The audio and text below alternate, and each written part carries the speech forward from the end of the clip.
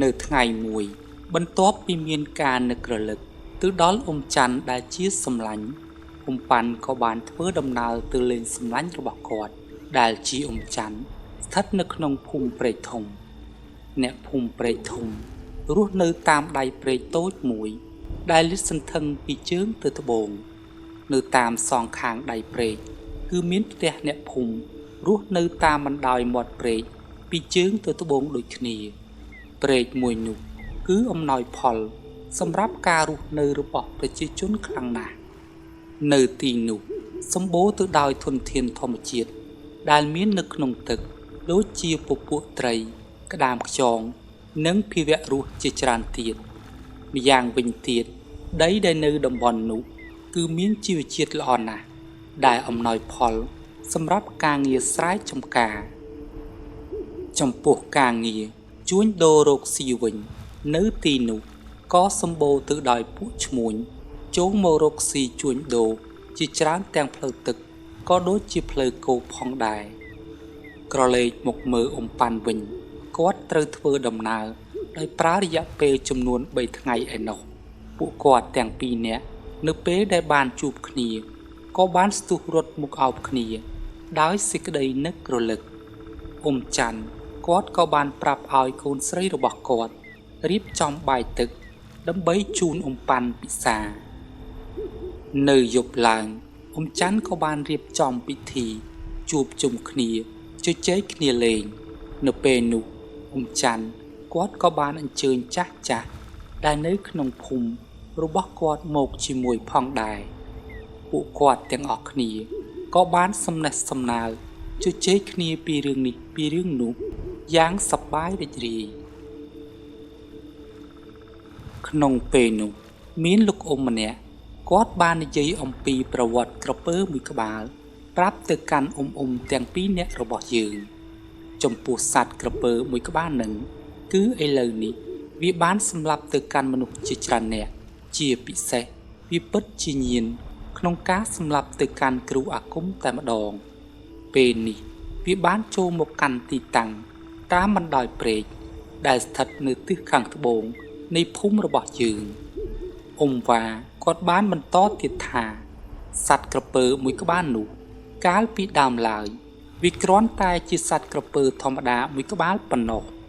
កាលនោះគឺវារស់នៅតាមបណ្ដោយមាត់ព្រែកមួយនេះឯងនៅក្នុងកំឡុងពេលសង្គ្រាមគឺនៅសម័យខ្មែរក្រហមសាកសពរបស់ទាហានជាច្រើនត្រូវបានគេយកមកទម្លាក់ចូលទៅក្នុងទឹកព្រែកមួយនេះសត្វក្រពើវាក៏បានស៊ីសាកសពរបស់ពួកទាហានជារឿយៗដោយសារតែវាបានស៊ីសាច់របស់មនុស្សយើងច្រើនដូច្នេះវាក៏កាន់តែញៀនក្នុងការស៊ីសាច់របស់មនុស្សគ្រានោះមានក្រុមទាហានចំនួន2ក្រុមពួកគេម្ខាងជាក្រុមទាហានរបស់រាជរដ្ឋាភិបាលចំណែកម្ខាងទៀតគឺជាក្រុមទាហានរបស់ពួកខ្មែរក្រហមនៅក្នុងក្រុមទាហានទាំងសងខាងមេទាហាននីមួយៗសុទ្ធតែជាអ្នកដែលចេះនៅមុនវិជ្ជាអាគមបន្ទាប់ពីឆ្លងកាត់ការប្រយុទ្ធគ្នាអស់រយៈពេលជាច្រើនម៉ោងក្រុមទាហានខ្មែរក្រហមក៏បានបាក់ទ័ពរត់ខ្ចាត់ខ្ចាយហើយមិនអាចនៅតតាំងជាមួយក្រុមទាហានរបស់រាជរដ្ឋាភិបាលបានឡើយក្រុមទាហានខ្មែរក្រហមក៏នាំគ្នាហក់ចូលទៅក្នុងទឹកដើម្បីហែឆ្លងទៅកាន់ត្រើយម្ខាងទៀតនៃព្រែកខណៈពេលដែលក្រុមទាហានខ្មែរក្រហមកំពុងតែហែលឆ្លងទៅកាន់ព្រែកម្ខាងទៀតស្រាប់តែសត្វក្រពើវាបានវាយប្រហារទៅកាន់ក្រុមទាហានមេទាហានរបស់ពួកខ្មែរក្រហមក៏ត្រូវបានសត្វក្រពើខំត្របាក់ចំដៃរបស់គេរួចសត្វក្រពើវាក៏បានរមួលរហូតដល់ដៃរបស់មេទាហានខ្មែរក្រហមម្នាក់នោះបានដាច់ចេញពីខ្លួនបន្ទាប់មកក្រុមទាហានខ្មែរក្រហមព្រមទាំងបពុរបស់ខ្លួនក៏អាចហែឆ្លងកាត់ទៅកាន់ត្រើយម្ខាងទៀតបានសម្រេចចំណែកក្រុមទាហានរបស់រាជរដ្ឋាភិបាលពួកគាត់មិនហ៊ានហែឆ្លងទៅតាមក្រុមទាហានខ្មែរក្រហមឡើយដូច្នេះក្រុមទាហានខ្មែរក្រហមក៏មានជីវិតអាចចាកចេញពីទីនោះបានសម្រេច ក្រោយមកទៀតសត្វក្រពើមួយក្បាលនោះវាក៏កាន់តែកាចសាហាវឡើងទ្វេដងថែមទៀតនៅពេលដែលមានគ្រូអាគមធ្វើដំណើរឆ្លងកាត់វាតែងតែវាប្រហារមកកាន់គ្រូអាគមទាំងអស់នោះជារឿយសត្វក្រពើវាក៏បានចូលមករស់នៅត្រង់ម្ដុំព្រៃរនាមដែលនៅទីនោះក៏មានផ្លូវសម្រាប់អ្នកធ្វើដំណើរត្រូវឆ្លងកាត់ព្រែកមួយនោះផងដែរអ្នកភូមិដែលរស់នៅតំបន់នោះពួកគាត់ក៏បាននាំគ្នាសាងសង់ធ្វើជាស្ពានសម្រាប់ធ្វើដំណើរនៅក្នុងពេលនឹងសត្វក្រពើវាមិនបានធ្វើការវាយប្រហារចំពោះអ្នកភូមិនោះឡើយសត្វក្រពើមួយក្បាលនោះមិនដឹងជាវាអាចរកចំណីនៅក្នុងទឹកបានគ្រប់គ្រាន់ក៏មិនដឹងដែរនៅថ្ងៃមួយក៏មានគ្រូអាគមវ័យក្មេងចំនួន3នាក់ពួកគេបានធ្វើដំណើរឆ្លងកាត់នៅទីនោះគប់ជួនមុនថ្ងៃដែលពួកគេបានធ្វើដំណើរស្រាប់តែមានភ្លៀងធ្លាក់មួយមេយ៉ាងធំហើយស្ពានក៏ត្រូវបានដាច់ខូចខាតភ្លាមហើយពេលនោះអ្នកភូមិមិនទាន់បាននាំគ្នាសាងសង់ឡើងវិញនៅឡើយទេនៅពេលដែលខ្យល់បានបក់បោកមកយ៉ាងខ្លាំងចៃដន្យដើមរាំងមួយដើមវាក៏បានបាក់កាត់ទៅទិងដៃព្រែកមួយនោះដូច្នេះហើយវាក៏អាចធ្វើឲ្យពួកគេអាចធ្វើដំណើរឆ្លងកាត់ទៅកាន់ត្រែមខាងទៀតបាន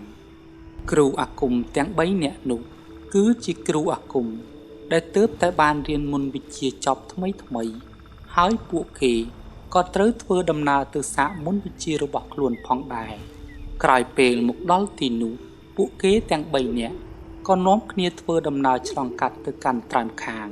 ដោយដើរនៅលើដើមរាំងមួយដើមនោះឯងពួកគេទាំង3នាក់ក៏ដើរដោយមិនមានការប្រុងប្រយ័ត្ននោះឡើយពួកគេមិនបានដឹងទេថាមានសត្វក្រពើដ៏កាចសាហាវមួយក្បាលកំពុងតែសម្លឹងមើលមកកាន់ពួកគេទាំង3នាក់ដោយសេចក្តីស្រេកឃ្លានសត្វក្រពើវាបានពួនស្ងំនៅក្រោមដើមរាំងដែលបានបាក់មួយដើមនោះលុះដើរបានពាក់កណ្ដាលផ្លូវពួកគេទាំង3នាក់ក៏ត្រូវបានសត្វក្រពើវាយប្រហារភ្លាមដោយប្រើកន្ទុយរបស់វាសត្វក្រពើបានវាត់ពួកគេនឹងកន្ទុយរបស់វាបណ្ដាលឲ្យបរិសទាំង3នាក់បានធ្លាក់ចូលទៅក្នុងទឹកភ្លាមសត្វក្រពើក៏ចាប់ដើមខំសម្លាប់ទៅកាន់ពួកគេទាំង3នាក់នៅពេលនឹងពួកគេក៏បានព្យាយាមរើបំរាស់ចេញពីការវាយប្រហាររបស់សត្វក្រពើដូចគ្នាប៉ុន្តែដោយសារតែវាមានកម្លាំងខ្លាំងពួកគេមិនអាចគេចចេញពីចង្កូមមរណៈរបស់វាបានឡើយអ្វីត្បិតតែពួកគេទាំងនោះមានមុនវិជ្ជាស្បែកស្វិតក៏ពិតមែនក៏ប៉ុន្តែពួកគេត្រូវបានសត្វក្រពើខំមុតដូចជាមនុស្សធម្មតាដែរអាគមស្បែកស្វិតទាំងនោះគឺអាចត្រឹមតែការពារខ្លួនពីការវាយប្រហារដោយអាវុធមុតស្រួចដែលបង្កើតឡើងដោយលោហៈធាតុប៉ុណ្ណោះចំពោះអ្វីដែលបង្កើតឡើងដោយធម្មជាតិដូចជាសត្វខ្លាក្រពើជាដើមនោះអាគមស្បែកស្វិតគឺមិនអាចមានប្រសិទ្ធភាពនោះឡើយបងប្អូនប្រកាសជាធ្លាប់បានឮរឿងរ៉ាវជាច្រើនមកហើយអំពីគ្រូអាគមដែលមានស្បែកស្វិតកាប់មិនមុតដុតមិនឆេះហើយបើទោះបីជាប្រើកាំភ្លើងឬកាំបិតក៏មិនអាចធ្វើអ្វីទៅកាន់ពួកគាត់បាននោះដែរប៉ុន្តែផ្ទុយទៅវិញប្រសិនបើគេចង់សម្លាប់ទៅកាន់គ្រូអាគមមានស្បែកស្វិតគឺគេអាចចាក់សម្លាប់បានយ៉ាងងាយស្រួលដោយប្រើជំរងឫស្សីឬឈើមុតស្រួចជាដើមមនុស្សយើងគឺមិនអាចគេចផុតពីច្បាប់ធម្មជាតិបាននោះទេបើទោះបីជាយើងមានមុនអាគមខ្លាំងពូកែយ៉ាងណាក៏ដោយក៏ចុងក្រោយនៅតែមិនអាចគេចផុតពីសេចក្តីស្លាប់បានដែរឥឡូវយើងកាត់មកដល់សាច់រឿងរបស់យើងវិញគ្រូអាគមវ័យក្មេងទាំង3នាក់ក៏បានស្លាប់បាត់បង់ជីវិតក្នុងគ្រានោះទៅក្រោយមកអ្នកភូមិដែលនៅខ្សែទឹកខាងលើក៏បានឃើញដៃជើងរបស់គេដែលនៅសល់បន្ទាប់ពីសត្វក្រពើបានស៊ីរួចហើយអណ្ដែតរហូតចូលទៅដល់ក្នុងភូមិអ្នកភូមិគាត់ក៏នាំគ្នាពិនិត្យមើល ហើយក៏បានដឹងថាស្លាកស្នាមទាំងនោះប្រកាសជាត្រូវបានកាត់ឡើងដោយសារតែការវាយប្រហាររបស់សត្វក្រពើជាក់ជាមិនខានចាប់តាំងពីពេលនោះមកទីតាំងដែលសត្វក្រពើរស់នៅគឺត្រង់ចំណុចដែលមានស្ពានឆ្លងកាត់ក៏ត្រូវបានអ្នកភូមិបោះបង់ចោលមិនសូវមាននរណាម្នាក់ធ្វើដំណើរឆ្លងកាត់ទៀតឡើយព្រោះស្ពានដែលត្រូវបានឆ្លងកាត់បានដាច់ខ្ទេចខ្ទីអស់ទៅហើយមានថ្ងៃមួយនោះក៏មានគ្រូអាគមម្នាក់បានធ្វើដំណើរឆ្លងកាត់ទីនោះលោកគ្រូអាគមម្នាក់នោះគឺជាគ្រូអាគមអាក្រក់ដែលតែងតែធ្វើបាបទៅកាន់អ្នកភូមិជារឿយៗគាត់បានយកពន្ធវិជ្ជាដែលខ្លួនមានដាក់អំពើទៅកាន់អ្នកភូមិបញ្ជាឲ្យខ្មោចព្រាយបិសាចចូលទៅសន្ធិដ្ឋក៏ដូចជាដាក់ស្នេហ៍យកប្រពន្ធកូនរបស់អ្នកភូមិជាដើមអ្នកភូមិមិនមាននរណាម្នាក់គេគោរពស្រឡាញ់ចំពោះគាត់នោះឡើយអ្នកភូមិម្នាក់គឺបន់ឲ្យតែគាត់រលាយបាត់ពីផែនដីប៉ុណ្ណោះព្រោះគ្រូកាននេះតែងតែធ្វើទុកបុកម្នេញចំពោះពួកគាត់ខ្លាំងណាស់គ្រូកាននេះគាត់មានសត្រូវម្នាក់ដែលមានឈ្មោះថាគ្រូលីគឺជាគ្រូអាគមល្អហើយគាត់រស់នៅជាប់ភូមិស្រុកជាមួយគ្រូកានដែរគ្រូលីតែងតែចេញមុខជួយទៅដល់អ្នកភូមិ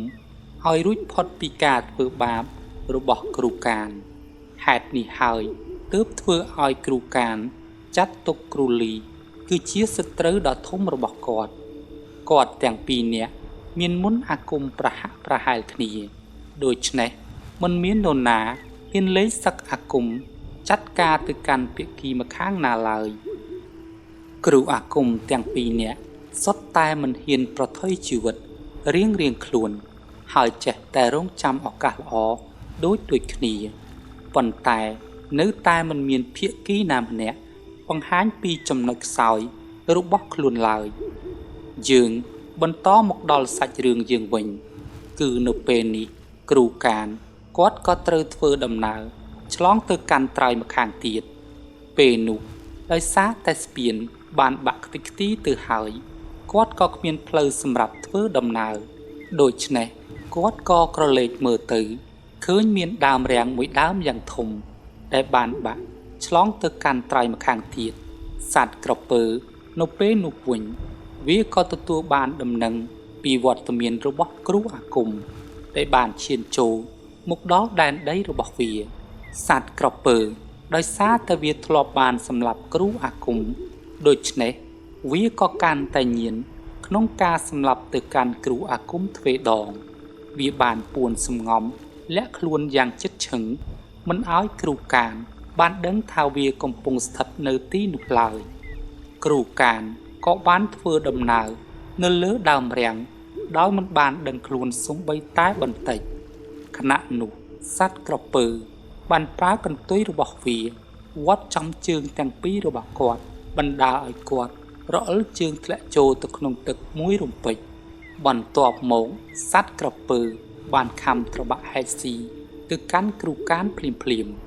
នៅពេលនោះគ្រូកានក៏បានបាត់បង់ជីវិតពីផែនដីទៅក្រោយពេលដែលគាត់បានស្លាប់បាត់បង់ជីវិតវិញ្ញាណរបស់គាត់ក៏បានចូលទៅសន្ធិដ្ឋនៅក្នុងខ្លួនរបស់សត្វក្រពើមូលហេតុគឺដោយសារតែគ្រូកានគឺជាមនុស្សអាក្រក់មានបាបកម្មច្រើនដូចនេះគាត់ត្រូវស្ថិតនៅក្នុងខ្លួនសត្វក្រពើដោយមិនអាចទៅចាប់ជាតិចាប់កំណើតបានឡើយខ្ញុំសូមបញ្ជាក់ប្រាប់បងប្អូនថារាល់សត្វក្រពើក៏ដូចជាសត្វខ្លាជាដើមពេលដែលវាស៊ីទៅកាន់គ្រូអាគមហើយមិនប្រកាសថាវិញ្ញាណរបស់គាត់ចូលទៅសន្ធិដ្ឋក្នុងខ្លួនរបស់វាឡើយប្រសិនបើវិញ្ញាណរបស់គាត់ចូលទៅសន្ធិដ្ឋក្នុងខ្លួនរបស់សត្វកាចសាហាវទាំងនោះ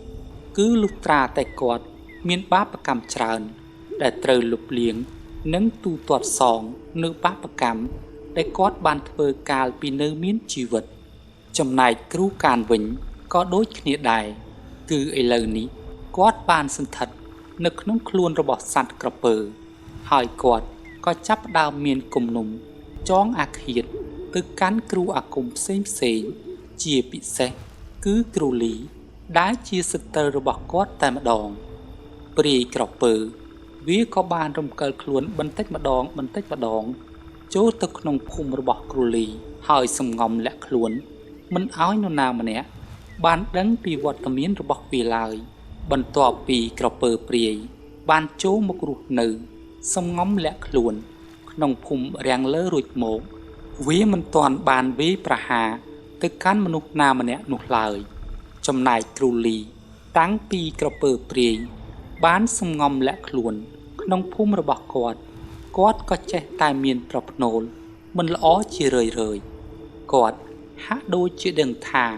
នឹងមានរឿងរ៉ាវអាក្រក់កើតឡើងនៅក្នុងភូមិរបស់គាត់ជាក់ជាមិនខាន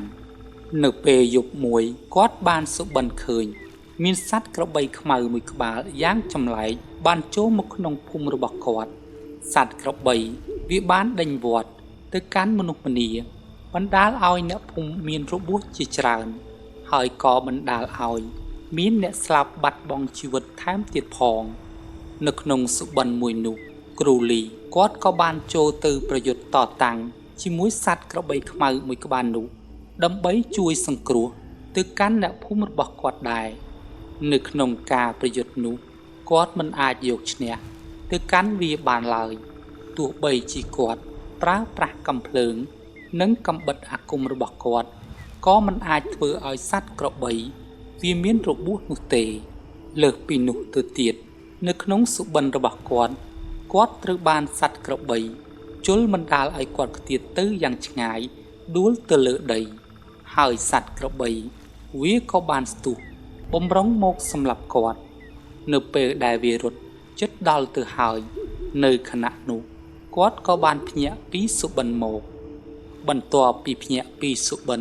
គ្រូលីក៏បានអង្គុយនៅមុខអាសនៈរបស់គាត់រួចគាត់ក៏បានសមាធិដើម្បីប្រមាលមើលក្រែងគាត់អាចមើលឃើញពីអត្ថន័យនៃសុបិនរបស់គាត់ព្រឹកឡើងគ្រូលីគាត់បាននិយាយទៅកាន់ប្រពន្ធរបស់គាត់ថាឯងខ្ញុំដូចជាមានអារម្មណ៍មិនសូវស្រួលតតែសោះខ្ញុំគិតថានៅក្នុងភូមិរបស់យើងបន្តិចទៀតប្រកាសជាមានរឿងរ៉ាវអាក្រក់កើតឡើងជាក់ជាមិនខានប្រពន្ធរបស់គាត់ក៏បានតបទៅកាន់គ្រូលីវិញថាមិនអីទេពុកវាខ្ញុំជឿថាឯងអាចដោះស្រាយនៅរឿងរ៉ាវអាក្រក់ដែលកើតឡើងនៅក្នុងភូមិរបស់យើងបានបន្ទាប់ពីនិយាយជាមួយប្រពន្ធរួចគ្រូលីគាត់ក៏បានទៅធ្វើកិច្ចការរបស់គាត់បាត់ទៅល្ងាចឡើងក៏មានក្មេងៗនៅក្នុងភូមិចំនួន5នាក់វានាំគ្នាទៅហែលទឹកលេងនៅក្នុងព្រែកពេលនោះក៏មានក្មេងម្នាក់បានហែលសំដៅទៅកាន់ទឹកជ្រៅឃ្លាតឆ្ងាយពីមិត្តភ័ក្តិរបស់វាទៀតខណៈនោះស្រាប់តែក្រពើព្រាយដែលមានវិញ្ញាណរបស់គ្រូកានចូលសន្ធិដ្ឋបានហែលសំដៅចូលមកដោយសន្សំនៅពេលនោះដោយសារតែសំងំលាក់ខ្លួន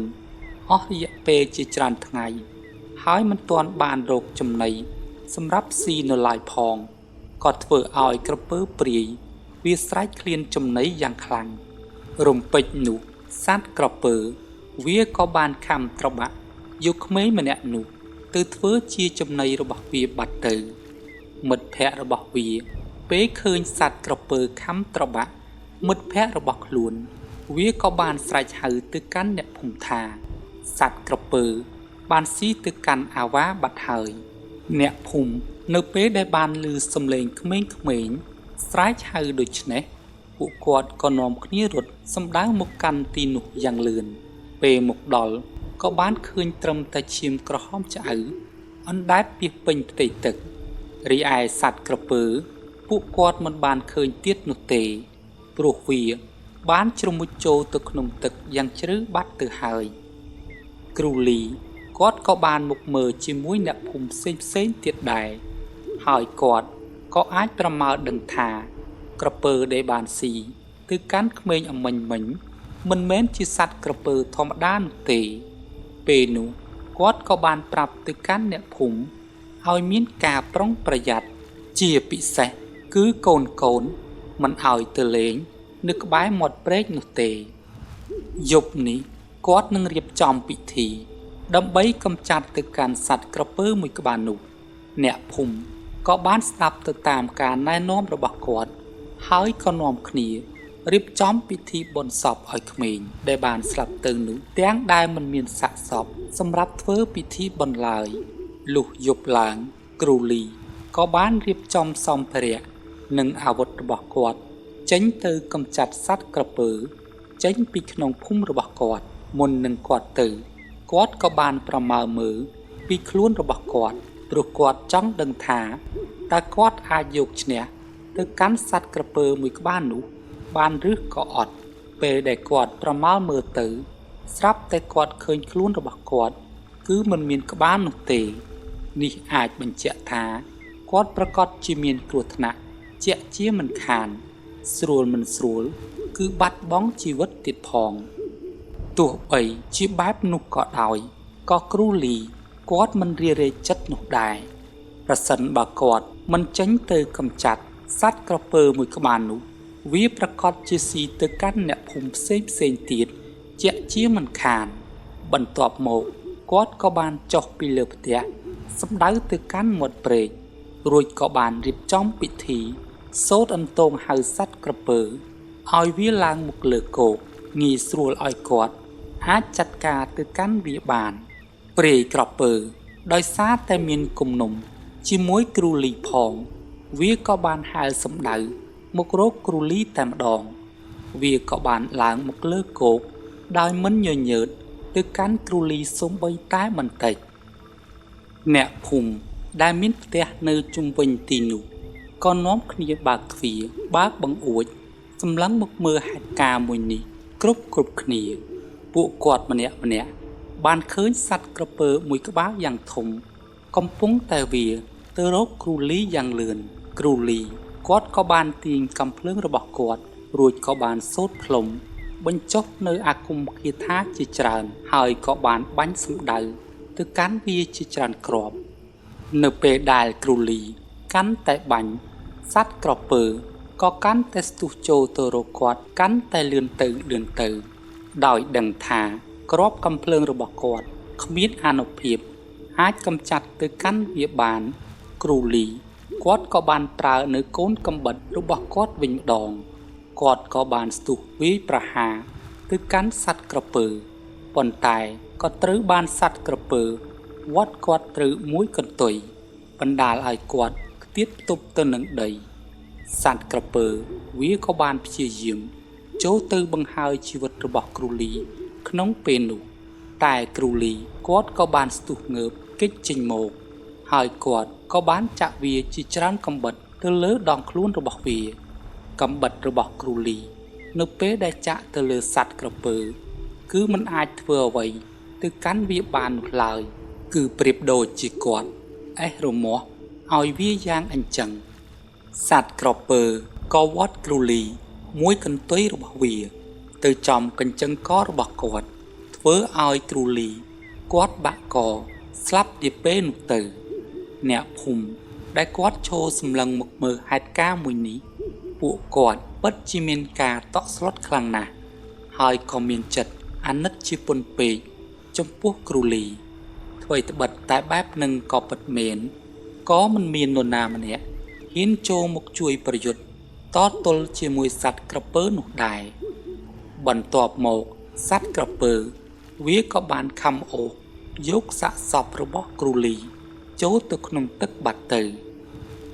ប្រពន្ធរបស់គ្រូលីពេលដឹងថាប្តីរបស់ខ្លួនបានស្លាប់បាត់បង់ជីវិតគាត់ក៏បានរត់មកតម្រង់ចំណុចដែលគ្រូលីត្រូវបានសត្វក្រពើសម្លាប់ហើយគាត់ថែមទាំងបានទួញយំសោកយ៉ាងខ្លាំងអ្នកភូមិក៏បាននាំគ្នាចូលមកលួងលោមទៅកាន់គាត់ហើយក៏នាំគ្នារៀបចំពិធីបុណ្យសពឲ្យគ្រូលីទាំងដែលមិនមានសាកសពរបស់គាត់ចាប់តាំងពីពេលនោះមកនៅក្នុងព្រែកមួយនោះក៏មិនមាននរណាម្នាក់ហ៊ានធ្វើដំណើរតាមផ្លូវទឹកទៀតឡើយអ្នកភូមិសុខចិត្តនាំគ្នាធ្វើដំណើរតាមផ្លូវគោកវិញម្ដងប៉ុន្តែការធ្វើដំណើរតាមផ្លូវគោកនេះគឺទៅណាមុខណាត្រូវចំណាយពេលយូរ ហើយពិបាកក្នុងការប្រស័យតាក់ទងគ្នាទៀតផងអ្នកភូមិដែលរស់នៅទាំងសងខាងនៃព្រែកនោះគឺពួកគាត់មិនអាចជួបប្រស័យតាក់ទងគ្នាជួញដូររកស៊ីដោយពីមុនបាននោះទេពួកគាត់មិនហ៊ានធ្វើដំណើរឆ្លងកាត់ទៅមកក៏ព្រោះតែក្នុងទឹកព្រែកនោះនាពេលនេះមានសត្វក្រពើកាចសាហាវកំពុងតែរងចាំវាយប្រហារមកកាន់ពួកគាត់ប៉ុន្មានថ្ងៃក្រោយមកស្រាប់តែមានទូករបស់ឈ្មួញជួញដូររកស៊ីម្នាក់គេបានធ្វើដំណើរចូលមកក្នុងភូមិមួយនោះនៅលើទូកគឺមានមនុស្សចំនួន3នាក់និងឈ្មួញម្នាក់និងកូនចៅរបស់គាត់2នាក់ទៀតពួកគាត់មិនដឹងទេថានៅក្នុងភូមិរាំងលើពេលនេះកំពុងតែមានសត្វក្រពើរស់នៅក្នុងព្រែកនោះឡើយអ្នកភូមិនៅពេលឃើញមានមនុស្សធ្វើដំណើរនៅក្នុងទឹកបែបនេះគាត់ក៏បានស្រែកប្រាប់ពីចម្ងាយផងដែរតែដោយសារតែមានចម្ងាយរៀងឆ្ងាយណាមួយពេលនោះមានខ្យល់បក់បោកយ៉ាងខ្លាំងក៏បានរារាំងរំខានដល់សំឡេងរបស់ពួកគាត់ហើយក៏ធ្វើឲ្យឈ្មួញមិនអាចស្ដាប់ឮនោះដែរឃើញបែបនេះអ្នកភូមិក៏បានព្យាយាមប្រើកាយវិការជាច្រើនប្រាប់ទៅកាន់ពួកគេឈ្មួញដែលកំពុងធ្វើដំណើរនៅលើទូកក៏បានក្រឡេកទៅឃើញកាយវិការរបស់អ្នកភូមិផងដែរប៉ុន្តែនៅពេលនោះគាត់មិនទាន់បានយល់អំពីកាយវិការទាំងនោះនៅឡើយទេចំណែកសត្វក្រពើនៅពេលដែលវាបានដឹងថាមានមនុស្សកំពុងតែធ្វើដំណើរចូលមកវាក៏បានហាលសំដៅទៅរកទូកមួយនោះបុរសជាឈ្មួញនៅពេលដែលគាត់មានការងឿងឆ្ងល់ជាមួយនឹងទឹកមុខនិងអាកប្បកិរិយាប្លែកៗរបស់អ្នកភូមិគាត់ក៏បានឲ្យកូនចៅរបស់គាត់ចែវទូកដើម្បីអែបច្រាំងសិនទូករបស់គាត់ក៏បានធ្វើដំណើរដោយសន្សឹម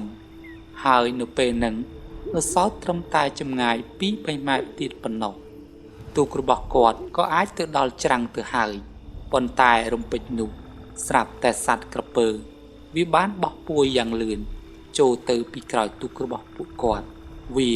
បានព្យាយាមធ្វើឲ្យទូកនោះក្រឡាប់លិចចូលទៅក្នុងទឹករួចវាក៏បានវាយប្រហារទៅកាន់ក្រុមមនុស្សទាំង3នាក់នោះពួកគេម្នាក់ក៏ប្រញាប់ស្រវេស្រវា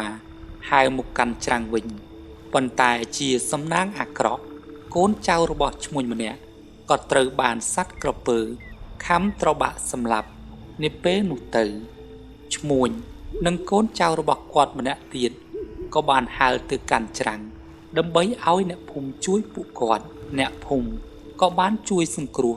ទៅកាន់ពួកគាត់ទាំង2នាក់ព្រមទាំងជូនពួកគេត្រឡប់ទៅកាន់ផ្ទះសម្បែងវិញអ្នកភូមិដែលនៅតាមបណ្ដោយមាត់ព្រែកមួយនោះ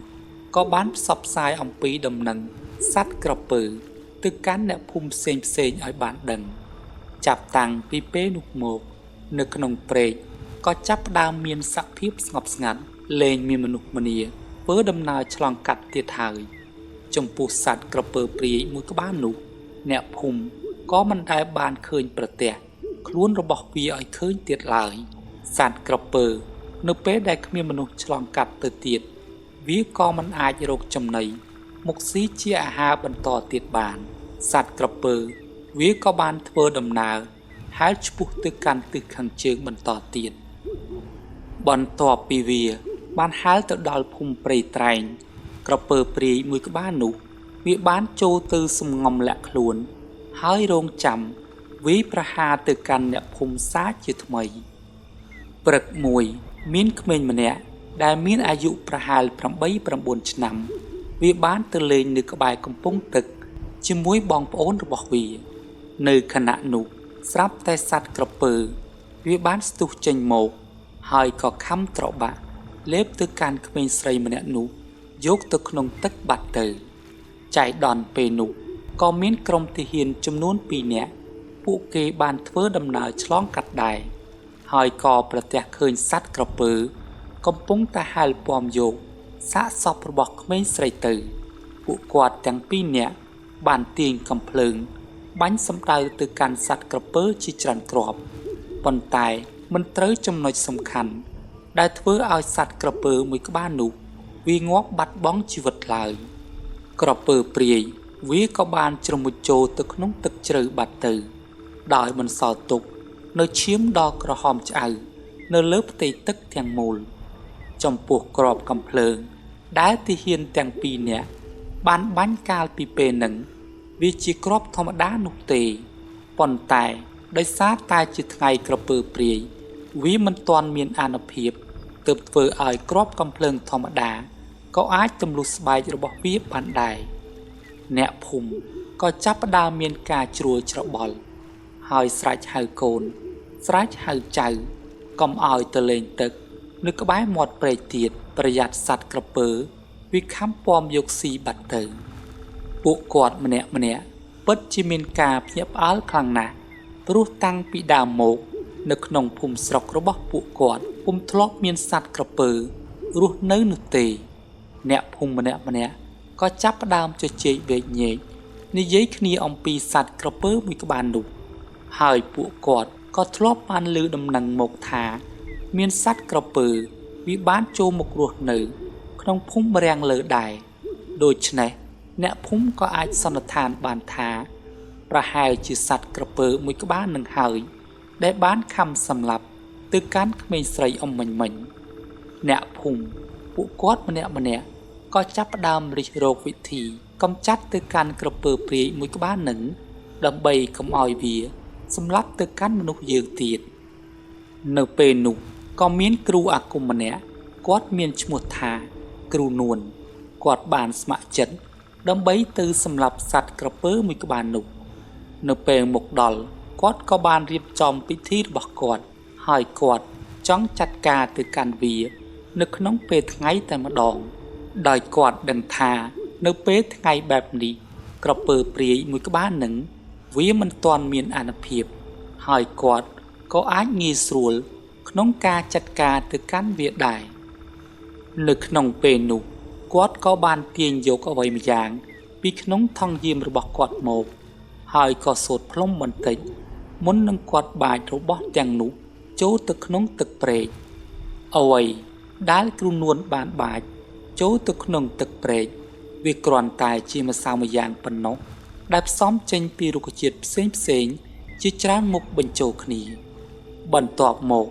គាត់ក៏បានយកវាមកប្រសិទ្ធិអាគមដើម្បីទុកប្រើប្រាស់នៅពេលដែលគាត់មានការចាំបាច់ប្រសិទ្ធភាពរបស់វាគឺអាចធ្វើឲ្យសត្វក្រពើវាមានអារម្មណ៍ថាក្តៅក្រហល់ក្រហាយអន្ទះអន្ទែងនិងពិបាកក្នុងការដកដង្ហើមនៅក្នុងទឹកពេលដែលមានអារម្មណ៍មិនស្រួលបែបនោះវាប្រកាសជាឡើងមកខាងលើគោកហើយគ្រូនួនក៏អាចចាត់ការទៅកាន់វាបានក្នុងពេលនោះពេលដែលគាត់ធ្វើពិធីនេះរួចហើយគ្រូនួនគាត់ក៏បានរងចាំអស់រយៈពេលជាច្រើនម៉ោងប៉ុន្តែសត្វក្រពើវានៅតែអាចទ្រាំទ្រនិងមិនព្រមឡើងមកខាងលើគោកទាល់តែសោះដោយអស់វិធីគ្រូនួនក៏បានយកទុកអ្នកភូមិចំនួន1រួចចូលទៅកណ្ដាលព្រែកតែម្ដងថ្វីត្បិតតែគាត់មិនបានដឹងពីទីតាំងពិតប្រាកដរបស់សត្វក្រពើក៏ពិតមែនប៉ុន្តែគាត់ក៏អាចដឹងបានតាមរយៈចំហាយនៃវិញ្ញាណដែលស្ថិតនៅក្នុងខ្លួនសត្វក្រពើបញ្ជាក់ប្រាប់ទៅកាន់គាត់ថាវាស្ថិតនៅក្នុងបរិវេណម្ដុំដែលគាត់ធ្វើពិធីនោះឯងនៅពេលដែលគ្រូនួនបានចៅទុកទៅដល់ចំណុចមួយដែលមានដើមរាំងមួយដើមយ៉ាងធំស្ថិតនៅទីនោះស្រាប់តែសត្វក្រពើវាបានប្រើកន្ទុយរបស់វាប្រហារទៅកាន់គ្រូនួនបណ្ដាលឲ្យទុករបស់គាត់ក្រឡប់ចូលទៅក្នុងទឹកបាត់ទៅពេលនោះគ្រូនួនគាត់ក៏បានប្រយុទ្ធតតាំងជាមួយសត្វក្រពើហើយគាត់ក៏អាចធ្វើឲ្យវាមានរបួសដោយប្រើប្រាស់ដាវអាគមដែលគាត់បានស្ពាយជាប់នៅនឹងខ្នងគាត់បានចាក់សត្វក្រពើត្រូវជាច្រើនដាវប៉ុន្តែត្រូវចំតែកន្លែងដែលមិនសំខាន់ហើយសត្វក្រពើវាក៏អាចហែលគេចខ្លួនពីគាត់បាត់ទៅគ្រូនួនពេលនោះគាត់ក៏បានហែលទឹកមកខាងលើគោកវិញ គ្រូនួនគាត់បានប្រាប់ទៅកាន់អ្នកភូមិថាយប់នេះគាត់នឹងធ្វើពិធីអន្ទងហៅសត្វក្រពើមួយក្បាលនោះឲ្យវាឡើងមកលើគោកហើយគាត់នឹងប្រមាញ់ទៅកាន់វាចំពោះសត្វក្រពើព្រាយវាមិនទាន់គេចចេញទៅណាឆ្ងាយនោះទេព្រោះវាមានគំនុំគុំគួនជាមួយគាត់ដូច្នេះយប់នេះវានឹងត្រឡប់មកសងសឹកជាមួយគាត់ម្ដងទៀតជាក់ជាមិនខានវេលាយប់ឡើងគ្រូនួនក៏បានធ្វើដំណើរទៅខាងចុងភូមិហើយក៏បានសូត្រសែកអន្ទងហៅសត្វក្រពើព្រាយទោះបីជាកាលពេលពីថ្ងៃវាត្រូវរបួសក៏ពិតមែនតែដោយសារតែវាមានអានុភាពខុសប្លែកពីសត្វក្រពើធម្មតារបួសរបស់វាក៏បានឆាប់ជាខុសពីធម្មតាវិញ្ញាណគ្រូកានដែលបានសន្ធិដ្ឋនៅក្នុងខ្លួនរបស់សត្វក្រពើក៏បានទទួលដឹងពីការអន្ទងហៅរបស់គ្រូនួនដូច្នេះគាត់ក៏បានប្រើប្រាស់រាងកាយជាសត្វក្រពើហើយសម្ដៅមករកគាត់ភ្លាមក្រពើព្រាយដោយសារតែជាពេលយប់វាមិនមានការខ្លាចរអាជាមួយគ្រូនួននោះឡើយសត្វក្រពើវាបានឡើងមកលើគោកយ៉ាងលឿនសម្ដៅទៅកាន់គ្រូនួនហើយចំពោះគ្រូនួនគាត់ក៏បានប្រើប្រាស់គ្រាប់កំភ្លើងបាញ់ទៅកាន់វាជាច្រើនគ្រាប់នៅពេលដែលគាត់បានបាញ់ទៅកាន់វាក៏បានខ្ទាតថយក្រោយបន្តិចប៉ុន្តែគ្រាប់កំភ្លើងរបស់គាត់មិនមានអានុភាពអាចសម្លាប់ទៅកាន់វាបានឡើយនៅក្នុងពេលនោះគាត់មានតែប្រើប្រាស់ដាវដែលគាត់ធ្លាប់បានចាត់ការទៅកាន់វាកាលពីថ្ងៃប៉ុណ្ណោះគាត់ក៏បានប្រើដាវកាប់ចាក់ទៅកាន់វាជាបន្តបន្ទាប់គឺនៅពេលនោះសត្វក្រពើមិនមានការខ្លាចជាមួយអំណាចនៃដាវរបស់គាត់ឡើយសត្វក្រពើវាក៏ចេះតែសម្រុកមកខាងមុខដើម្បីវាយប្រហារទៅកាន់គ្រូនួនគាត់ក៏ពិបាកក្នុងការទប់ទល់ជាមួយវាហើយក៏ចេះតែថយក្រោយទៅជានិច្ចបន្ទាប់មកគាត់ក៏បានបាចម្សៅម្យ៉ាងដែលគាត់បានប្រើប្រាស់កាលពីថ្ងៃហើយសត្វក្រពើវាក៏បានខ្លាចរួចក៏បានត្រឡប់ចុះទៅក្នុងទឹកព្រែកវិញបាត់ទៅក្រោយពេលដែលគាត់មិនអាចកម្ចាត់ទៅកាន់សត្វក្រពើមួយក្បាលនោះបានគាត់ក៏បានត្រឡប់ចូលទៅក្នុងភូមិវិញបាត់ទៅពេលទៅដល់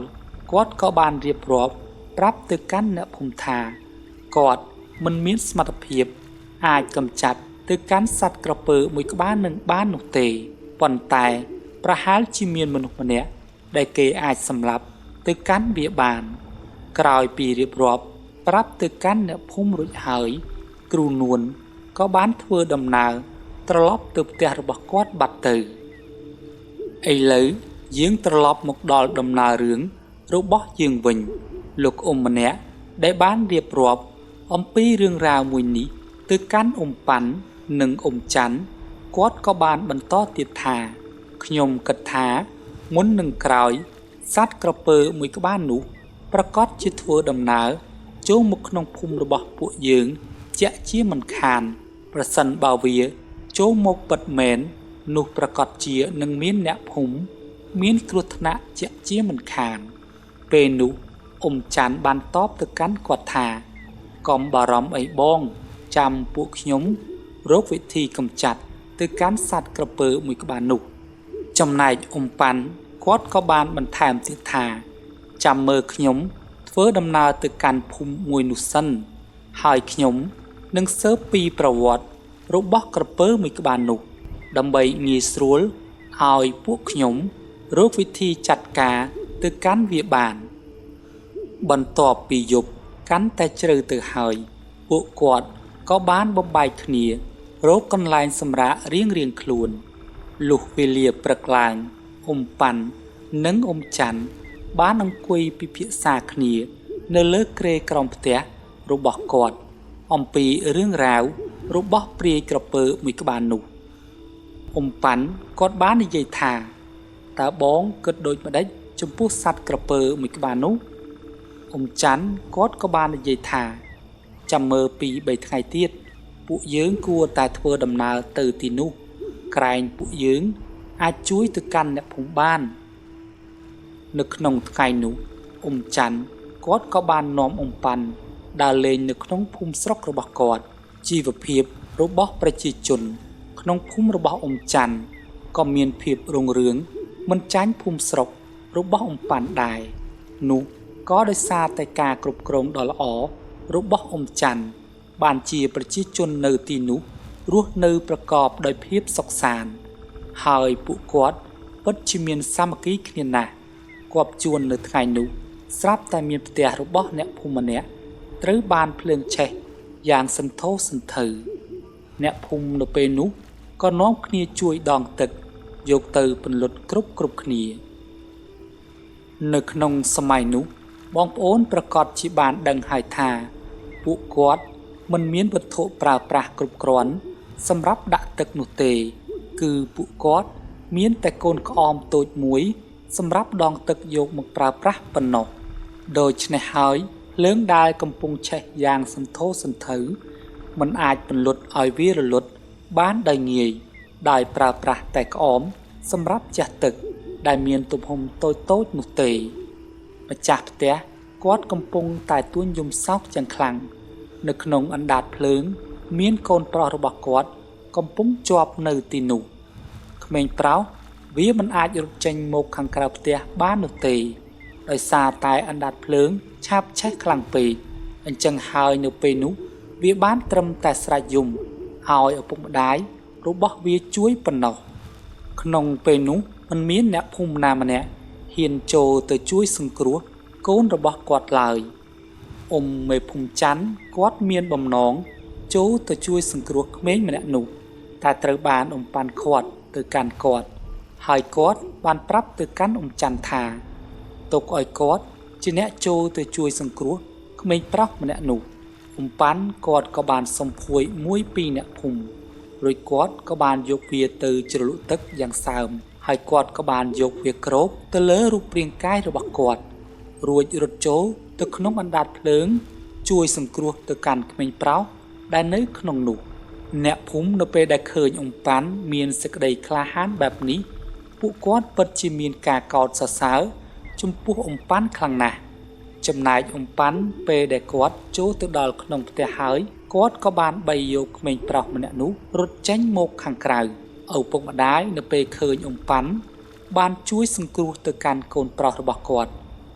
ក៏បានលុតជង្គង់សំពះអរគុណទៅកាន់ប៉ាន់ក៏បានទាញដៃរបស់ពួកគាត់ទាំងពីរនាក់ឲ្យងើបឡើងហើយនិយាយទៅកាន់ពួកគាត់ថាអូនមិនចាំបាច់ដល់ថ្នាក់លុតជង្គង់អញ្ចឹងទេព្រោះពួកយើងសុទ្ធតែជាមនុស្សដូចគ្នារឿងណាដែលអាចជួយគ្នាបានយើងក៏ជួយគ្នាទៅអ្នកភូមិដែលនៅក្នុងហេតុការណ៍នោះក៏បានទះដៃអបអរសាទរឲ្យប៉ាន់គ្រប់គ្នាអ្នកភូមិខ្លះក៏ហៅប៉ាន់ថាលោកគ្រូពេញមាត់តែម្ដងព្រោះអីឃើញប៉ាន់រត់ចូលទៅក្នុងអណ្ដាតភ្លើងបានហើយគាត់មិនមានរបួសឬគ្រោះថ្នាក់សូម្បីតែបន្តិចដូចដែលបងប្អូនបានដឹងស្រាប់ហើយថាប៉ាន់គាត់មានវិជ្ជាស្បែកស្វិតអណ្ដាតភ្លើងប៉ុណ្ណឹងមិនអាចធ្វើអ្វីទៅកាន់គាត់បានឡើយជាពិសេសគឺភាពវៃឆ្លាតរបស់គាត់នឹងឯងព្រោះគាត់បានយកកំណាត់ភួយជ្រលក់ចូលទៅក្នុងទឹកទើបធ្វើឲ្យអណ្ដាតភ្លើងមិនអាចឆាប់ឆេះទៅលើរាងកាយរបស់គាត់បានអ្នកភូមិពួកគាត់មានការអាណិតអាសូរខ្លាំងណាស់ចំពោះម្ចាស់ផ្ទះដែលត្រូវបានអណ្ដាតភ្លើងលេបត្របាក់ទាំងស្រុងពួកគាត់ក៏នាំគ្នាជួយជាអង្ករក៏ដូចជារបស់ប្រើប្រាស់មួយចំនួនតូចព្រមទាំងថវិកាខ្លះៗផងដែរបន្ទាប់ពីហេតុការណ៍មួយនេះបានចប់សពគ្រប់ពួកគាត់ទាំងពីរនាក់ក៏បានធ្វើដំណើរត្រឡប់មកផ្ទះវិញនៅល្ងាចឡើងក៏មានអ្នកភូមិមួយចំនួនបានធ្វើដំណើរមកកាន់ផ្ទះច័ន្ទហើយពួកគាត់បានពឹងពាក់ឲ្យប៉ាន់ជួយស្រោចទឹកបណ្ដេញគ្រោះចង្រៃឲ្យពួកគាត់ផងមានអ្នកខ្លះទៀតក៏ចង់បានរបស់ល្អពីប៉ាន់ដែរប៉ាន់ពេលនោះគាត់ក៏ចង់បដិសេធទៅកាន់អ្នកភូមិដែរប៉ុន្តែដោយសារតែអ្នកភូមិទូចសុំខ្លាំងពេកគាត់ក៏ព្រមស្រោចទឹក រំដោះគ្រោះឲ្យពួកគាត់ទាំងអស់នោះចំពោះរបស់ល្អអ៊ំប៉ាន់បានប្រាប់ទៅកាន់អ្នកភូមិថាគាត់មិនមានរបស់ល្អអ្វីនោះទេប្រសិនបើបងប្អូនចង់បានរបស់ល្អសម្រាប់ការពារខ្លួនគឺបងប្អូនប្រឹងប្រែងតែប្រព្រឹត្តអំពើល្អទៅហើយអំពើល្អនោះហើយគឺជាខែលដ៏រឹងមាំដែលអាចការពារបងប្អូនពីរឿងរ៉ាវអាក្រក់ផ្សេងបានបន្ទាប់មកអ្នកភូមិទាំងអស់នោះគាត់ក៏បានត្រឡប់ចេញទៅវិញពេលវេលាក៏ចេះតែបន្តទៅមុខជានិច្ចហើយក៏បានកន្លងផុតទៅអស់រយៈពេល2ថ្ងៃនៅព្រឹកថ្ងៃនេះពួកគាត់ទាំងពីរនាក់ក៏នាំគ្នាធ្វើដំណើរទៅទិសខាងត្បូងសម្ដៅទៅកាន់ភូមិស្រុកដែលមានសត្វក្រពើរស់នៅតាមផ្លូវដែលពួកគាត់ទាំងពីរនាក់បានធ្វើដំណើរពួកគាត់ក៏បានពើប្រទះជាមួយក្រុមចៅមួយក្រុមដែលពួកវាបានស្ទាក់ប្លន់ទៅកាន់អ្នកភូមិចំនួន2រទេះគោពេលនោះពួកគាត់ទាំងពីរនាក់ក៏បានធ្វើដំណើរចូលទៅជួយសង្គ្រោះទៅកាន់អ្នកភូមិដែលត្រូវបានពួកចៅកំពុងតែសម្លុតវាយធ្វើបាបគំរាមកំហែងយកមាសប្រាក់របស់ពួកគាត់ក្រុមចៅមួយក្រុមនោះវាមានគ្នាចំនួន10នាក់ហើយនៅក្នុងដៃរបស់ពួកវាពោពេញទៅដោយកាំបិតពូថៅគ្រប់ដៃតែម្ដងជាសំណាងល្អដែរព្រោះពួកវាមិនមានកាំភ្លើងសម្រាប់ប្រើប្រាស់នោះទេហេតុនេះហើយវាក៏ងាយស្រួលសម្រាប់អ៊ំទាំងពីរផងដែរពេលដែលពួកគាត់ចូលទៅក្រុមចៅវាក៏បានបែរមុខសញ្ញាវាយប្រហារមកកាន់ពួកគាត់វិញលុះពេលមួយសន្ទុះពួកគាត់ក៏បានវាយក្រុមចៅមួយក្រុមនោះឲ្យដេកដួលទៅនឹងដីអស់ទៅក្រុមចៅដោយសារវាជាក្រុមចៅធម្មតាហើយគ្មានមន្តវិជ្ជាក្នុងខ្លួនដូច្នេះហើយវាមិនមែនជាដៃគូរបស់អ៊ំទាំងពីរនាក់នោះឡើយអ្នកភូមិដែលត្រូវបានក្រុមចៅវាសម្លុតធ្វើបាបចាប់ចងទៅកាន់ពួកគាត់ក៏ត្រូវបានអ៊ំប៉ាន់និងអ៊ំច័ន្ទជួយសង្គ្រោះនិងស្រាយចំណងឲ្យពួកគាត់គ្រប់គ្នាពួកគាត់ពិតជាត្រេកអរខ្លាំងណាស់ចំពោះការជួយរបស់លោកអ៊ំទាំងពីរព្រោះបើគ្មានពួកគាត់ទាំងពីរនាក់ទេពួកគាត់ប្រកាសជាចោលជីវិតនៅក្នុងព្រៃនេះជាមិនខាននៅពេលនោះអ៊ំប៉ាន់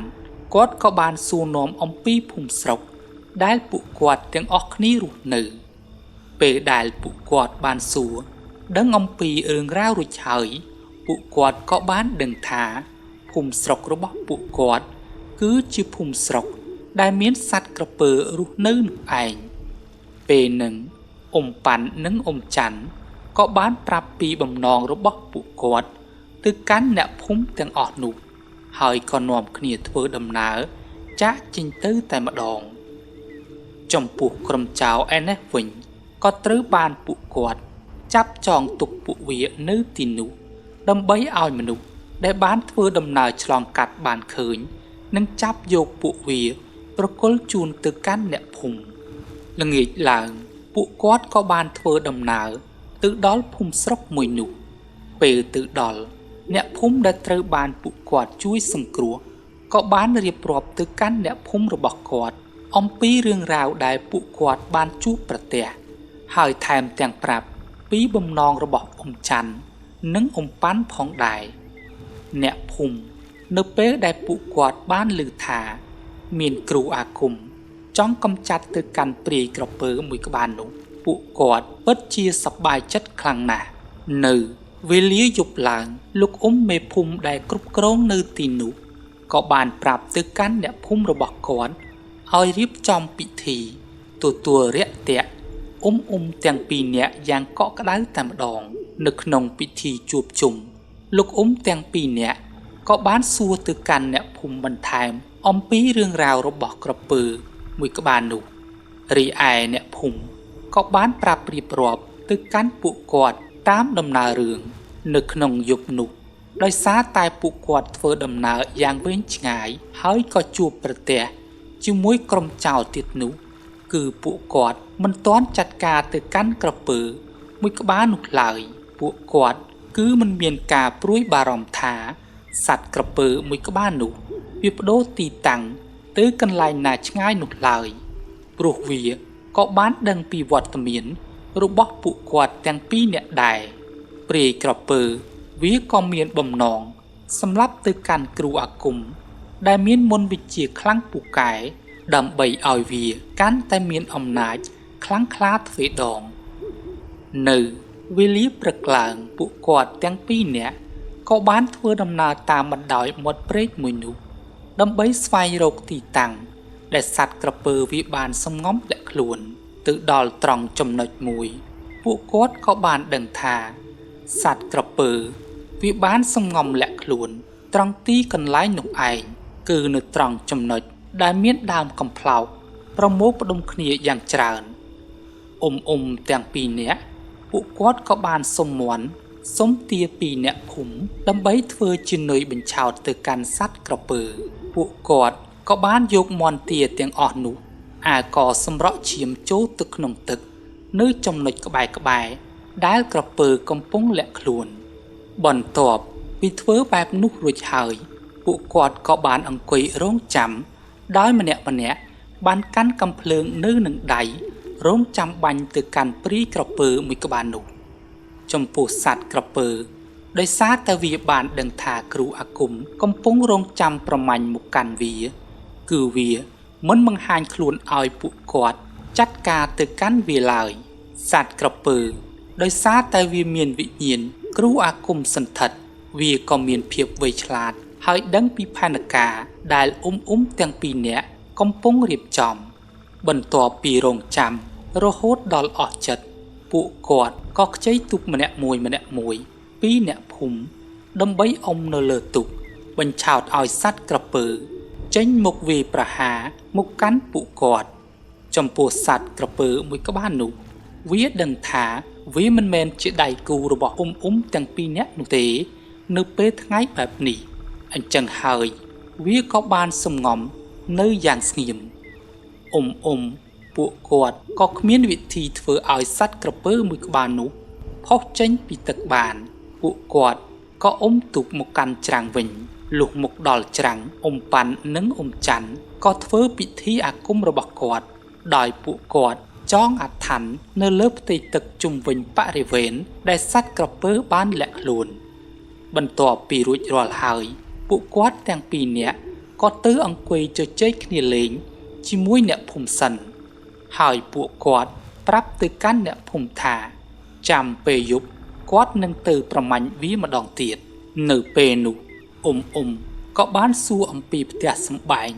របស់គ្រូកនដែលត្រូវបានសត្វក្រពើសម្លាប់ហើយអ្នកភូមិក៏បានប្រាប់ពួកគាត់ថាផ្ទះគ្រូកនគឺនៅជាប់ផ្ទះរបស់គាត់នេះហើយដោយធ្វើដំណើរប្រើរយៈពេល1ម៉ោងអីប៉ុណ្ណោះអ្នកភូមិក៏បានសួរពីមូលហេតុដែលពួកគាត់សួររកផ្ទះរបស់គ្រូកនពួកគាត់ក៏បាននិយាយថា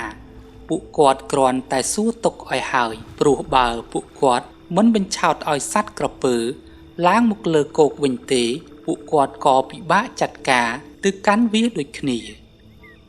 ដោយដែលបងប្អូនបានដឹងស្រាប់ហើយថាចំពោះសត្វដែលនៅក្នុងទឹកនេះគឺវាមិនងាយស្រួលចាត់ការដោយសត្វដែលនៅលើគោកនោះឡើយល្ងាចឡើងពួកគាត់ក៏ធ្វើដំណើរចេញទៅម្ដងទៀតហើយក៏បានសូត្រផ្លុំអន្តងហៅសត្វក្រពើឲ្យឡើងមកលើគោកបានប្រើវិជ្ជាសណ្ដំទៅកាន់សត្វក្រពើតែវាមិនមានប្រសិទ្ធភាពនោះឡើយព្រោះពេលយប់ដូច្នេះសត្វក្រពើវាមានអានុភាពខ្លាំងក្លាខ្លាំងណាស់ចំពោះសត្វក្រពើវាមិនបានឡើងមកលើគោកក៏ពិតមែនតែវាក៏បានងើបផុតពីក្នុងទឹកមកដកដង្ហើមដែរក៏ចង់បាញ់ទៅកាន់វាដែរតែដោយសារតែងងឹតពេកណាមួយមើលមិនសូវច្បាស់ផងពួកគាត់ក៏សម្រេចចិត្តថាមិនបាញ់វិញបន្ទាប់មកពួកគាត់ក៏បានទូកសម្ដៅទៅរកវាតែម្ដងទៅដល់ចំណុចដែលសត្វក្រពើបង្ហាញខ្លួនពួកគាត់ក៏បានឃើញវាស្ថិតនៅទីនោះម្ដងទៀតក៏បានចែវទៅចែវមក នៅត្រង់ម្ដុំនោះរួចពួកគាត់ក៏សង្កេតឃើញថាទេទឹកនៅត្រង់ចំណុចមួយមានសភាពខ្មួខ្មូលនិងរលកខ្លាំងណាស់ច័ន្ទគាត់ក៏បានបាញ់កាំភ្លើងសម្ដៅទៅកាន់ទីនោះរួចផ្ទៃទឹកក៏ចាប់ផ្ដើមមានសភាពស្ងប់ស្ងាត់ទៅវិញប៉ុន្តែ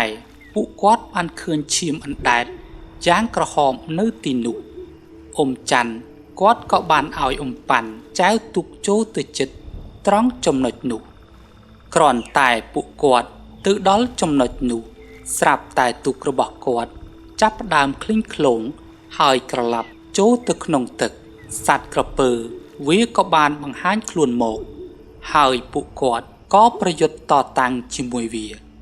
ពួកគាត់ក៏បានប្រើកាំបិតស្នៀតរបស់ពួកគាត់ចាក់ទៅកាន់វាជាច្រើនផងដែរ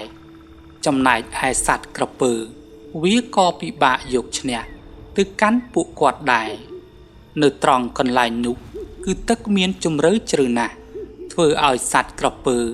បានត្រឹមតែប្រើកន្ទុយរបស់វាប្រហារមកកាន់ពួកគាត់ប៉ុណ្ណោះនៅពេលដែលវាដឹងថាมันអាចទប់ទល់ជាមួយពួកគាត់បានវាក៏គេចខ្លួនបាត់ទៅហើយក៏លើកទូកទាញផ្ងាមកវិញរួចពួកគាត់ក៏បានចែវឆ្ពោះមកកាន់ច្រាំងពេលនោះទៅព្រឹកឡើងពួកគាត់ក៏បានធ្វើដំណើរទៅរកផ្ទះគ្រូកនដោយឲ្យអ្នកភូមិដែលស្គាល់ផ្ទះគ្រូកនជាអ្នកជូនពួកគាត់ទៅពេលទៅដល់ម្ចាស់ផ្ទះក៏បានសួរអំពីបំណងរបស់ពួកគាត់ទាំងពីរនាក់ហើយពួកគាត់ក៏បានប្រាប់ពីបំណងដែលពួកគាត់ធ្វើដំណើរមកកាន់ទីនេះនៅពេលនោះក្រុមគ្រួសាររបស់គ្រូកនមិនបានយល់ព្រមទៅតាមសំណើដែលគាត់បានស្នើសុំនោះឡើយមិនតែប៉ុណ្ណោះពួកគាត់ក៏បានប្រើប្រាស់នៅពាក្យសម្ដីមិនសមរម្យគំរោះគំរើយមកកាន់ពួកគាត់ថែមទៀតផងពួកគាត់ក៏បានព្យាយាមពន្យល់ពីហេតុផលព្រមទាំងផលវិបាកផ្សេងប្រសិនបើបណ្ដោយឲ្យគ្រូកនសន្ធិដ្ឋនៅក្នុងខ្លួនសត្វក្រពើទៅទៀតនោះគាត់មិនអាចទៅចាប់កំណើតបានឡើយជាពិសេសគឺគាត់កាន់តែមានបាបកម្មច្រើនឡើងព្រោះគាត់ច្បាស់ជាបន្តសម្លាប់ទៅកាន់មនុស្សជាច្រើនទៀតជាមិនខានអ្នកភូមិព្រមទាំងមេភូមិដែលនៅក្នុងភូមិនោះក៏បានជួយនិយាយពន្យល់ណែនាំដល់ក្រុមគ្រួសាររបស់គ្រូកនដែរបន្ទាប់ពីបានអ្នកភូមិជួយនិយាយរួចមកក្រុមគ្រួសាររបស់គ្រូកនពួកគាត់ក៏បានទន់ចិត្តហើយក៏ប្រគល់នៅរបស់ដែលជាប់ពាក់ព័ន្ធជាមួយគ្រូកនជូនទៅកាន់លោកទាំងពីរនាក់បន្ទាប់ពីបានរបស់ហើយពួកគាត់ក៏ទៅអង្គុយសំណេះសំណាលលេងជាមួយអ្នកភូមិអស់រយៈពេលជាច្រើនម៉ោងនៅថ្ងៃរសៀលពួកគាត់ក៏បានធ្វើដំណើរវិលត្រឡប់មកវិញពេលមកដល់ព្រះអាទិត្យក៏បានលិចបាត់ទៅហើយពួកគាត់ទាំងពីរនាក់ក៏បាននាំគ្នាសម្រាកបន្តិចនិងពិសាអាហារនៅពេលល្ងាចមុននឹងចេញទៅប្រមាញ់ក្រពើមួយក្បាលនោះបន្ទាប់មកពួកគាត់ក៏បានធ្វើដំណើរសម្ដៅទៅកាន់ទីតាំងដែលព្រាយក្រពើបានលាក់ខ្លួនសំងំនៅពេលទៅដល់ពួកគាត់ក៏បានរៀបចំពិធីដោយច័ន្ទគាត់គឺជាអ្នកសូត្រអន្ទងសណ្ដំហៅទៅកាន់ព្រាយក្រពើឲ្យវាឡើងមករកពួកគាត់បើក្រឡេកមើលទៅកាន់ប៉ាន់វិញគឺគាត់បានយករបស់ដែលជាប់ពាក់ព័ន្ធជាមួយគ្រូកនកោចូលទៅក្នុងទឹកព្រែកព្រមទាំងបានសូត្រផ្លុំនៅមន្តអាគមគាថាជាច្រើនចំពោះមន្តអាគមគាថាដែលប៉ាន់បានសូត្រវាគឺជាមន្តអាគមដែលធ្វើឲ្យវិញ្ញាណដែលស្ថិតនៅក្នុងខ្លួនរបស់សត្វក្រពើក្តៅក្រហល់ក្រហាយអន្ទះអន្ទែងមិនអាចសំងំលាក់ខ្លួននៅក្នុងទឹកបានតទៅទៀតបន្ទាប់ពីពួកគាត់ទាំងពីរនាក់បានធ្វើពិធីចប់សពគ្រប់ហើយនៅពេលនោះសត្វក្រពើវាក៏បានវាឡើងមកខាងលើគោកពិតមែនសត្វក្រពើវាមានការខឹងសម្បាជាមួយលោកទាំងពីរនាក់ហើយវាក៏បានស្ទុះចូលមកយ៉ាងលឿនដើម្បីប្រមាញ់ទៅកាន់លោកទាំងពីរនាក់ពួកគាត់ក៏បានប្រើប្រាស់កាំភ្លើងបាញ់ទៅកាន់សត្វក្រពើមួយក្បាលនោះ បើនិយាយអំពីទំហំរបស់វាវិញគឺវាស្ទើរតែប៉ុនទុកថ្នោតរបស់អ្នកភូមិទៅហើយព្រាយក្រពើអ្វីត្បិតតែវានៅខាងលើគោកក៏ពិតមែនតែវាក៏រហ័សរហួនខ្លាំងណាស់ដែររាល់ក្របកំភ្លើងដែលលោកទាំងពីរបាញ់សម្ដៅទៅកាន់វាគឺវាបានព្យាយាមកិច្ចដោយធ្វើយ៉ាងណាមិនឲ្យពួកគាត់បាញ់ចំចំណុចសំខាន់របស់វាឡើយនៅពេលហ្នឹងវាក៏បានប្រើកន្ទុយដើម្បីវាត់ទៅកាន់លោកទាំងពីរនាក់ហើយពួកគាត់ក៏ព្យាយាមកិច្ចឆ្វេងកិច្ចស្ដាំចេញពីការវាយប្រហាររបស់វាប៉ាន់និងច័ន្ទក៏បានបន្តបាញ់សម្ដៅទៅកាន់វាទៀតតែពួកគាត់មិនទាន់អាចយកឈ្នះទៅកាន់វាបានឡើយសត្វក្រពើវាក៏បានប្រើកន្ទុយក្រវាត់រហូតដល់ចំទៅកាន់ច័ន្ទរួចក៏បានធ្វើឲ្យគាត់ខ្ទាតទៅបុកនឹងដើមឈើមួយដើមយ៉ាងពេញទំហឹងការបុករបស់គាត់មិញនេះប្រសិនបើមនុស្សធម្មតាវិញប្រកាសជាត្រូវក្អួតឈាមរហូតដល់ស្លាប់បាត់បង់ជីវិតមិនខានចំពោះច័ន្ទដោយសារតែគាត់គឺជាអ្នកដែលមានមន្តវិជ្ជាអាគមគាត់ក៏គ្រាន់តែរងរបួសបន្តិចបន្តួចប៉ុណ្ណោះបើក្រឡេកទៅមើលប៉ាន់វិញគឺនៅពេលនោះកំភ្លើងរបស់គាត់បានខ្ទាតចេញពីដៃបាត់ទៅហើយនៅខណៈនឹងសត្វក្រពើវាក៏បានវាត់មួយកន្ទុយទៀតហើយក៏បណ្ដាលឲ្យប៉ាន់ខ្ទាតទៅយ៉ាងឆ្ងាយដូចគ្នានៅពេលនោះក៏មានរបួសបន្តិចដែរហើយគាត់ក៏ព្យាយាមងើបឡើងមកវិញប្រយុទ្ធតទល់ជាមួយសត្វក្រពើបន្តទៀតសត្វក្រពើវាក៏បានសម្រុកវាយប្រហារទៅកាន់ប៉ាន់បន្តទៀតនៅពេលហ្នឹងវាស្ទើរតែអាចបង្កគ្រោះថ្នាក់ទៅដល់ប៉ាន់បានទៅហើយស្រាប់តែពេលនោះច័ន្ទគាត់ក៏បានស្ទុះងើបមកវិញក៏បានបាញ់វាត្រូវមួយគ្រាប់បណ្ដាលឲ្យវាមានរបួសយ៉ាងខ្លាំងឃើញឱកាសល្អដូច្នេះប៉ាន់ក៏បានប្រើកូនកំបិតអាគមរបស់គាត់រួចគាត់ក៏បានស្ទុះទៅចាក់ចំគ្រាប់ភ្នែកខាងស្ដាំរបស់វាសត្វក្រពើវាក៏បានព្យាយាមរើបំរាស់ហើយក៏ក្រវីក្រវាត់ដើម្បីឲ្យប៉ាន់របូតដៃចេញពីកូនកំបិតរបស់គាត់ប៉ាន់គាត់មិនបានប្រឡែងដៃពីកូនកំបិតរបស់គាត់ឡើយគាត់នៅពេលនោះក៏ព្យាយាមរុញកូនកំបិតរបស់គាត់ដើម្បីឲ្យចូលកាន់តែជ្រៅបន្តទៀតច័ន្ទគាត់ក៏បានរត់ចូលមកជួយប៉ាន់ហើយគាត់ក៏បានហក់តោងទៅលើខ្នងរបស់សត្វក្រពើរួចគាត់ក៏បានប្រើកូនកំបិតហក់ចាក់ចំក្បាលរបស់វាបន្ទាប់ពីលោកទាំងពីរនាក់វាប្រហារទៅកាន់ចំណុចសំខាន់របស់វាជាបន្តបន្ទាប់វាក៏បានប្រកាច់ស្លាប់បាត់ទៅនៅពេលសត្វក្រពើវាងាប់បាត់បង់ជីវិតហើយលោកទាំងពីរនាក់ក៏នាំគ្នាអង្គុយចុះនៅចំពោះមុខសាកសពរបស់វាពួកគាត់ក៏រៀងហេវហត់អស់កម្លាំងបន្តិចដែរព្រោះសត្វក្រពើមួយក្បាលនេះក៏មិនងាយស្រួលក្នុងការចាត់ការនោះដែរប្រសិនបើពួកគាត់មានគ្នាតែម្នាក់វិញប្រកាសជាមិនអាចយកឈ្នះទៅកាន់សត្វក្រពើមួយក្បាលនោះបានឡើយក្រោយមកពួកគាត់ក៏បានឃើញពន្លឺពណ៌ក្រហមតូចមួយហោះចេញពីត្រង់ចំណុចក្បាលរបស់សត្វក្រពើរួចក៏បានរលាយបាត់ទៅបន្ទាប់មកពួកគាត់ក៏បានធ្វើដំណើរត្រឡប់ចូលទៅក្នុងភូមិវិញរួចក៏បានរៀបចំប្រាប់អ្នកភូមិថាសត្វក្រពើមួយក្បាលនោះត្រូវបានពួកគាត់កំចាត់បាត់ទៅហើយអ្នកភូមិម្នាក់ពិតជាមានការសប្បាយចិត្តខ្លាំងណាស់ហើយពួកគាត់ក៏មានការដឹងគុណចំពោះលោកទាំងពីរនាក់នៅវេលាព្រឹកឡើងទើបអ្នកភូមិនាំគ្នាទៅយកសត្វក្រពើមួយក្បាលនោះចូលមកក្នុងភូមិសាច់រឿងរបស់យើងក៏បានឈានចូលមកដល់ទីបញ្ចប់នៅត្រង់ចំណុចមួយនេះសូមអរគុណសូមជម្រាបលាជួបគ្នានៅវីដេអូបន្តទៀត